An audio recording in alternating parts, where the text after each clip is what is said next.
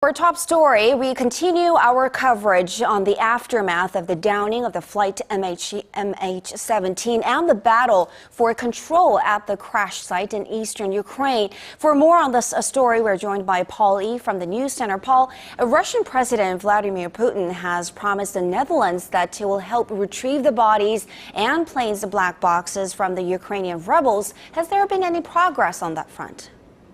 Yes, Dutch investigators have reportedly been allowed to begin inspecting the recovered bodies of the victims that were loaded onto trains in the region controlled by pro-Russian separatists, the very ones who were suspected of shooting down the plane last Thursday.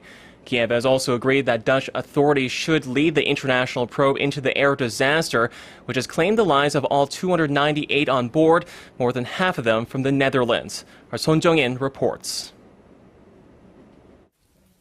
A spokesperson for the Dutch government press service said the latest conversation between Prime Minister Mark Rutte and Russian President Vladimir Putin focused on practical matters, including the handing over of the black boxes that were seen being retrieved from the crash site. The spokesperson said Putin vowed his full cooperation in handling the case, as well as allowing unrestricted access to the site.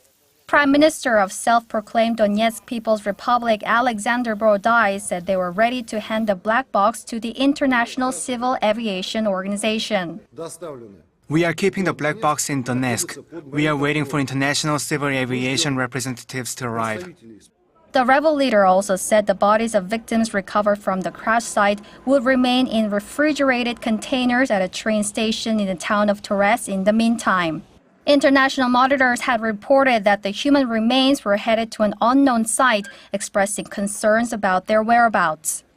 Western leaders are furious about the manhandling of corpses and are urging Putin to take serious actions in helping international rescuers bring the bodies home.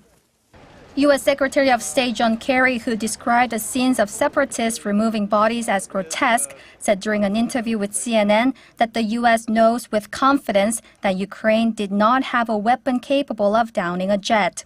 He added that it was pretty clear a missile system had been transferred from Russia.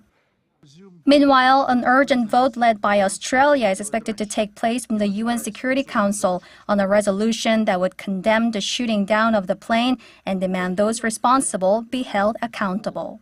Son Jung-in, Arirang News.